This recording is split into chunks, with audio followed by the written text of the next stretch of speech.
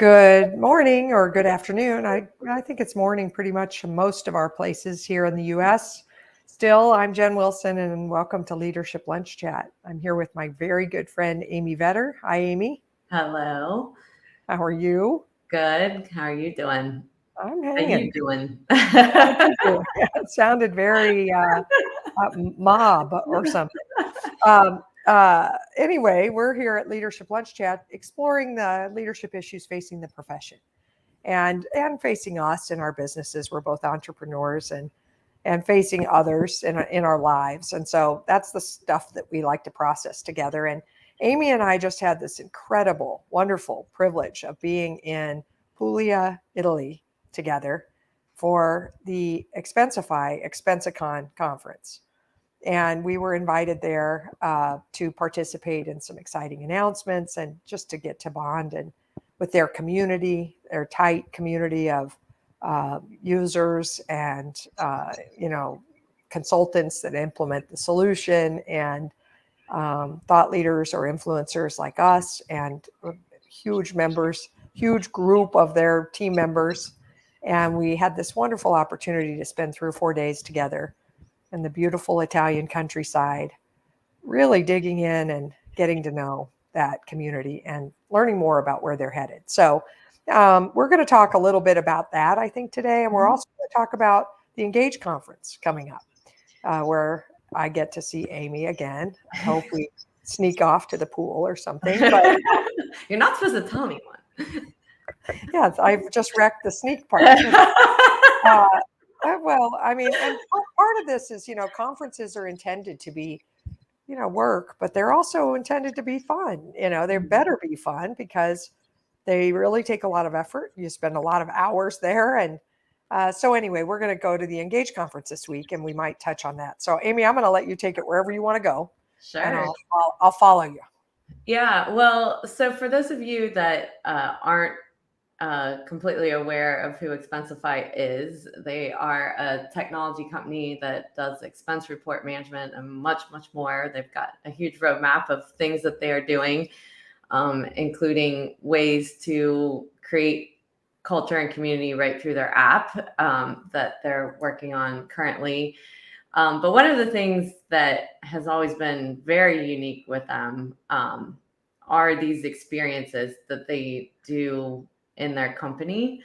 And so this, what was called Expensicon, was 100 accountants and thought leaders and consultants that work in the industry or have an impact in the profession from all around the world. And then we got to bring a guest, which was huge, and to this experience in Italy. But the way that they found this location is that what they also do is something that they call offshoring. And they've done this since the beginning of the company, where their CEO, David Barrett, puts out for the company to choose which location they want to go to each year. And for 3 weeks, the entire company goes to a city, a location around the world, and can bring their family. And not only, in this remote workplace, they're, working together for those 3 weeks in their normal jobs, but they also usually have something that they want to innovate on or solve a problem while they're together. And so the power of bringing all those people together is huge. The investment from a CEO and also his investors that continue to support doing these kinds of things in the company has made it in a way where he's been able to scale the company without having to really scale employees by using outsourcing, offshoring, and also to offset it. But the employees feel very bonded, feel they're in a community, and feel they are able to make an impact with the ideas that they have in these types of ways. And then they choose a place for when these Expensicons happen, not every year, every few years, to invite people to. So I just think that's a very unique culture to have in a company, and investment.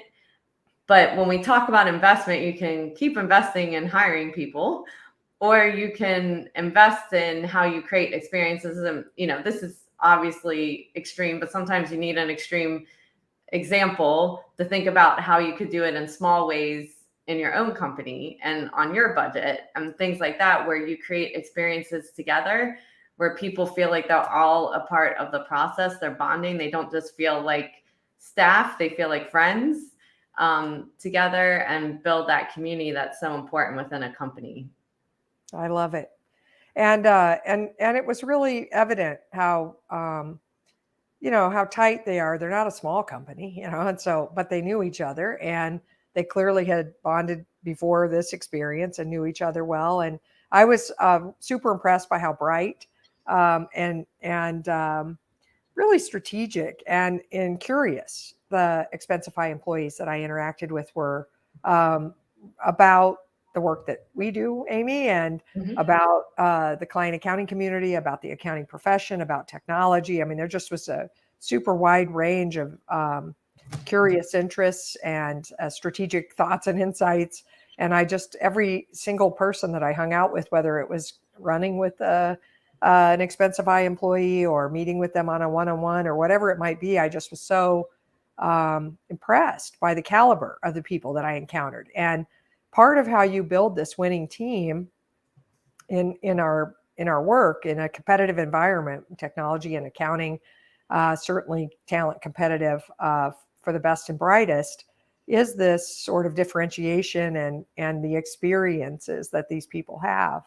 And so it was super clear that these people feel a strong allegiance to the company, not just because of the experiences, but it's a part of the thing that maybe keeps them there. And so there are a lot of firms out there today running these remote teams that are disparate, and they have people all over the country. And if you're not bringing them together for some, fun and bonding and yes, meetings, and yes, strategy, and yes, learning for sure, but also, mixing in that camaraderie and that fun and just sort of creating excitement around those a couple times a year for everybody to get together. That's such a great opportunity to keep the team alive. And so many people in this sort of distributed work environment have been saying, well, what kind of culture could we have? Mm-hmm. Well, you can have a pretty great one. We witnessed a pretty fun culture, I think, just now. And so, you don't have to all work in the same physical plant and to be deeply bonded and strategically linked and really pushing each other. Yeah. So. Well, and also what I thought was really neat too is, I'm very big into knowing what people's hobbies are and what they do outside of work. And this was also an opportunity for employees to show their other sides. So even if they have a day job as an account manager or in product management or whatever they're doing, whatever their interests are, they were able to contribute into this event. And one of the fun things, and it's funny because I was kind of fooled, is one of the events, and this was, definitely an extreme experience, but we went into a nightclub type event. And during that event, there was a DJ. And my son and I are very much into EDM music and DJs. And I'm looking him up on YouTube because I'm like, is there a DJ in Italy that I don't know? And my son would be mad that I don't know him and I'm listening to him right now and so forth. And so I'm trying to do my work before I say it to my son.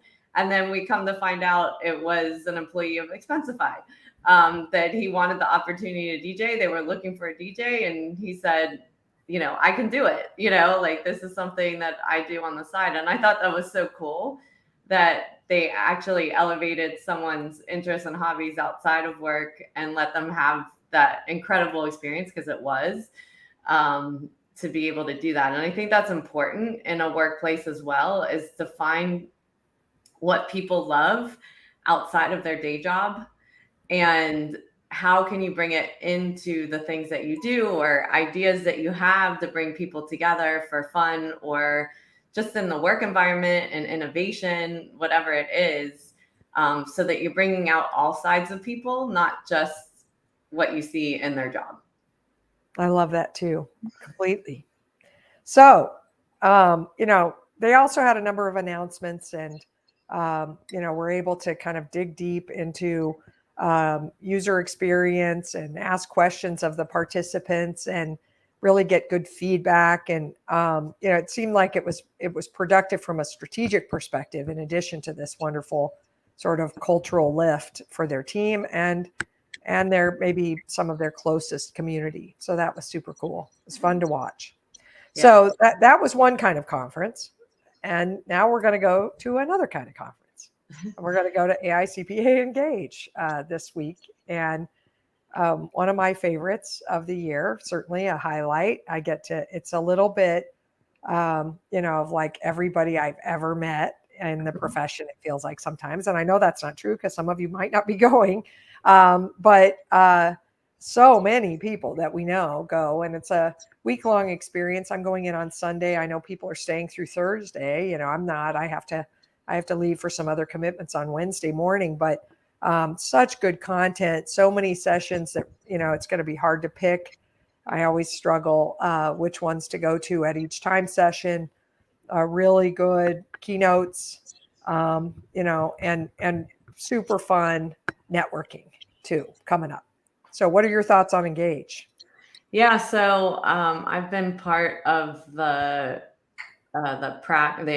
Engage committee for technology side of the topics that come through, and I'm really excited this year because I think we had a really big focus to change it up and to bring in some new speakers and new topics. We even have a metaverse topic that we're going to have this year, which is fun. So all these different things, I'm sure we're going to hear about ChatGPT and all the AI, tools that we have. And that is definitely the hard part of doing the planning for the technology track is technology changes so fast.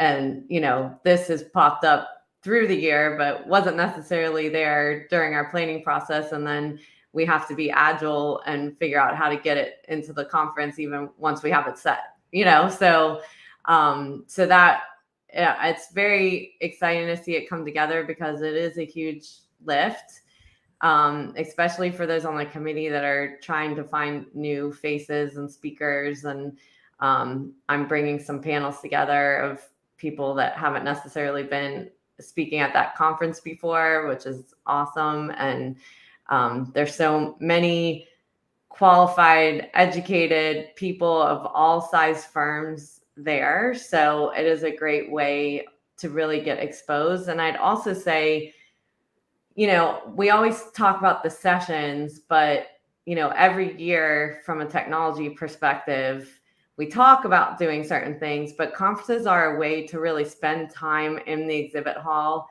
and really learn about these tools. So if you learn something in a session, it is really important to go into the exhibit hall while you're taking time away from work and really think about how you put that into play and implement it, because that's your time. Don't walk away again and next year go, oh, I wish I would have set time to do that. Like really take advantage, disconnect while you're there, be focused on your time there, focus on the people and friendships as well, but really focused on what are the things for your business that are really important for you to spend time on while you're there. And if I were you, if you're going to this conference, it's a huge conference, there's a number of tracks, is to plan it out a little bit before you go. Because if you try to just set it right before a session, you're going to get lost in where you want to go and who you want to meet and so forth while you're there. For sure. It's so big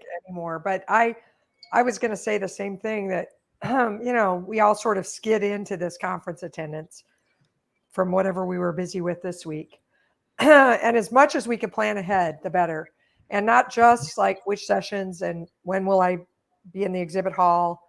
And, and there are the reception times that you can go to the exhibit hall, but that's not where you get the good one-on-ones or an in-depth demo or whatever. So plan to go sometime outside of the reception, because I think that's too crowded and not really that quality of interaction with the vendors. But I do think also, plan your meals. Who will I sit with at lunch? The meals are provided, but you can make sure to say, I've got some people that I know are going to this conference and I want to see them. So breakfast and lunches and the meals and the evening could all be very strategic uplifts for you, talking to other firms that are doing similar things that you want to be doing, checking in with friends. We've got a run Tuesday morning. I think you have yoga on Monday and Wednesday at 6 a.m. Yep. And we're going to walk, all paces welcome on Tuesday morning at 6 a.m. So Amy and I are in charge of, I guess, physical health exercise or something at the Engage conference. We're both speaking on the program and would welcome you to come say hi to us. And we'll come say hi to you if you happen to be there. And because we're going to be out looking for our friends as well. So, but just a great conference to attend each year, and we're looking forward to it. And I'm sure we'll give some sort of an update on our big ahas in a future leadership lunch chat. So I think we have to wrap. We're going to wrap a little bit early today. We started a little strangely too, not on our normal time.